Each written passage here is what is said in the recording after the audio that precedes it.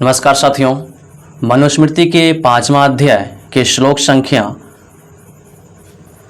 35 से हम लोग इस वीडियो में देखने वाले हैं, जिसमें लिखा गया है जो मनुष्य मांस नहीं खाता है उनका जो मृत्यु हो जाता है, उनकी मृत्यु से 21वें जन्म तक उसका जन्म पशु कुल में होता है। इसी के साथ साथ साथियों, इसमें और भी बातें का उल्लेख किया गया है जो इसमें दिखाया गया है और बताया गया है कि पशु की हत्या जो है धार्मिक मुद्दों पे धर्मशास्त्र में किया गया है, जो कि आर्य लोग या ऋग्वेद में भी इसकी चर्चा की गई है। तो इसी सब बातों की चर्चा हम लोग इस वीडियो में करने वाले हैं। चलिए आगे बढ़ते हैं। नियुक्त अस्तु यथा न्यायम यो मांसम नाति मानव स प्रेत्य पशुताम यति संभावनेक विमशतिम। साथियों, श्राद्ध और मधु पर्व में तथा विधि नियुक्त होने पर जो मनुष्य मांस नहीं खाता वह मरने के 21 जन्म तक पशु होता है। जो भी साथी है या जो भी व्यक्ति है, श्राद्ध में मरने के बाद यदि उसके घर में किसी की मृत्यु होती है तो श्राद्ध के बाद यदि वह मांस नहीं खाता है, उसका जन्म जो है 21 बार पशु में होता है। असंस्कृतान पशून मंत्रे नारधा द्विप्र कदाचन मंत्रे अस्तु संस्कृतान धाक्षाश्वतम विधि मास स्थितः। साथियों, ब्राह्मण कभी मंत्रों से बिना संस्कार किए पशुओं का मांस ना खाए। साथियों, जो ब्राह्मण है वह कभी भी बिना मंत्रों के संस्कार द्वारा किए हुए मांस को ना खाए, किंतु यज्ञ में मंत्रों से संस्कृत किए पशुओं का मांस खाए। साथियों, यज्ञ में जो संस्कृत के द्वारा किए गए जो पशु हैं उसका मांस आप खा सकते हैं।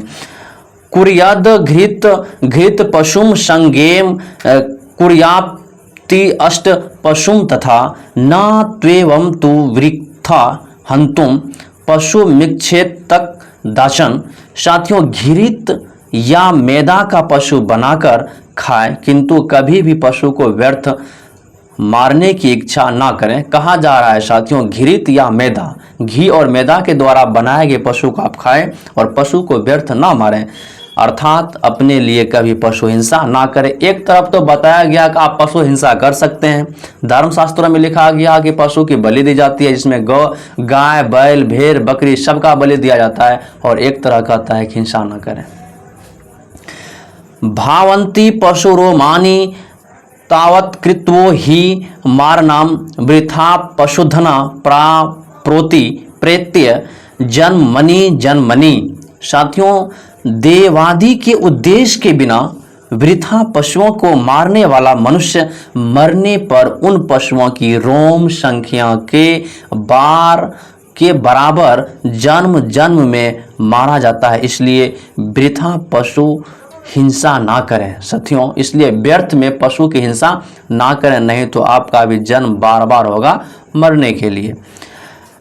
यज्ञार्थम पशवः सृष्टाम स्वमेव स्वयंभुवा यज्ञस्य भूत्ये सर्वस्य तस्याम धज्ञे वधो वध। साथियों, स्वयं ब्रह्मा ने यज्ञ के लिए और सब यज्ञों की समृद्धि के लिए पशुओं का निर्माण किया है। साथियों, एक तरफ ये भी कह रहा है कि ब्रह्मा जो है यज्ञ के लिए और सब यज्ञों की समृद्धि के लिए पशुओं का निर्माण किया गया, इसलिए यज्ञ में पशुओं का वध है। इसलिए आप यज्ञ में यदि आप किसी प्रकार की पूजा पाठ कर रहे हैं, यज्ञ हवन कर रहे हैं, उसमें आप पशु का बलि दे सकते हैं, लेकिन व्यर्थ उसको नहीं काटिए। बताइए ये कहाँ की धर्मशास्त्र है, कहाँ की धर्म नीति है ये। औषधीय पशवो वृक्षास्ति यश्व पक्षिन अस्थता यज्ञार्थम निधनम प्राप्त प्राप्रुवंत्यु अस्मृति पुनः। चावल यव इत्यादि पशु वृक्ष कछुए आदि और पक्षी ये सब यज्ञ के निमित्त मारे जाने पर फिर उत्तम योनि में जन्म ग्रहण करते हैं। साथियों, चावल हो गया, यव इत्यादि पशु वृक्ष कछुए आदि और पक्षी ये सब यज्ञ में निमित्त, यदि इसको आप यज्ञ में मारते हैं तो उसका जन्म जो साथियों उत्तम योनि में या अच्छे योनि में होता है।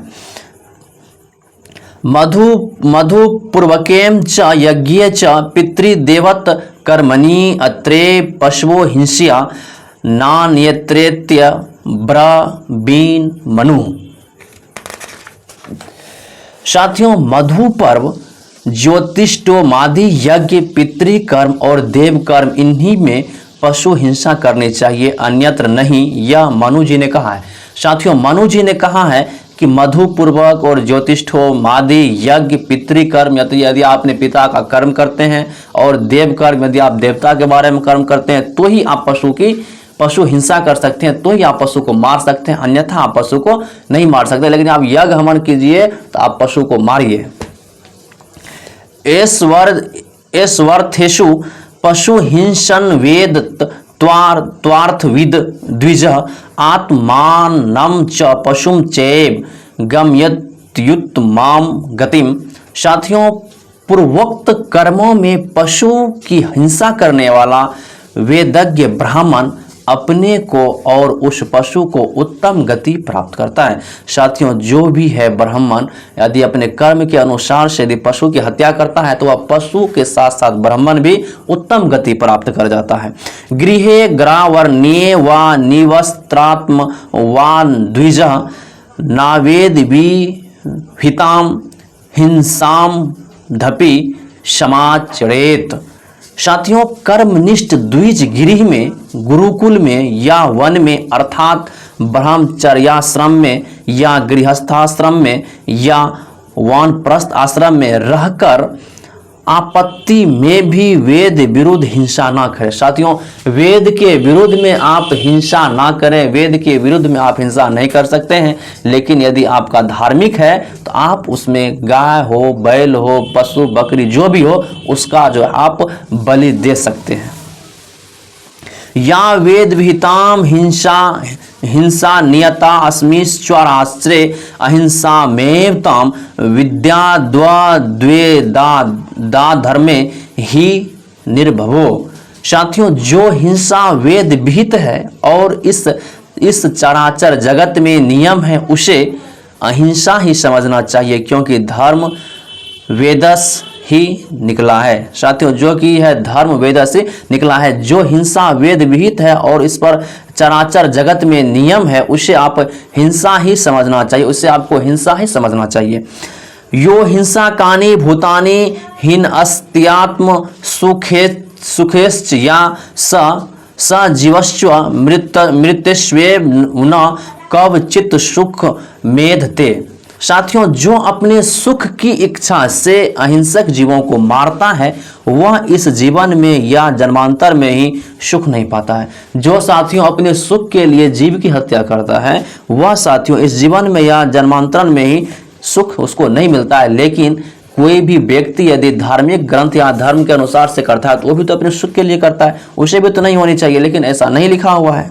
यो बंधन वध क्लेशान प्राणी नाम न चिकी सरती स सर्वस्व हीप प्रेप्सु सुख मत्यंत मसूनते। साथियों, जो जीवों को बांधने, मारने या क्लेश देने की इच्छा नहीं करता वह सब जीवों का हित चाहने वाला अत्यंत सुख पाता है। साथियों, कह रहा है जो जीवों को बांधने या मारने या क्लेश देने की इच्छा नहीं करता है वह जो है साथियों जीवों का हित जो है चाहने वाला व्यक्ति अत्यंत सुख पाता है।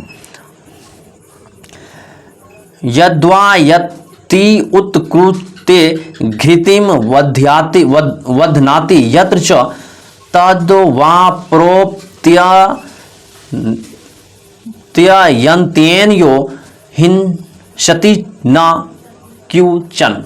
साथियों, जो किसी जीव को दुख नहीं देता है वह जिस धर्म को मन से चाहता है, जो कर्म करता है, जिस पदार्थ को चाहता है वह उसे अनायास ही प्राप्त होता है।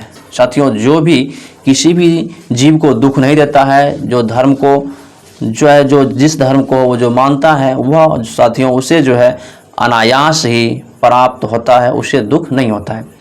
साथियों, इस मनुस्मृति में एक तरफ तो बताया गया है कि आप पशु बलि दे सकते हैं, आप मांस भी खा सकते हैं, एक तरफ बताया गया है कि नहीं खा सकते हैं। इसमें खाने की विधियां बताई गई, यदि आपको खाने की मन है आप जो यज्ञ हवन करके आप तब खा सकते हैं। बताइए फिर तो बलि हत्या पे रोक कैसे हो गई? तब तो धर्मशास्त्र के अनुसार से बलि हत्या होती हुई आ रही है। इसमें गाय की भी हत्या है। इसका मतलब है कि कोई भी मुस्लिम जबरन किसी गाय की हत्या नहीं करती है। तो मिलते हैं फिर नेक्स्ट वीडियो में। जय भीम, जय संविधान, नमो बुद्धाय, जय मूल निवासी।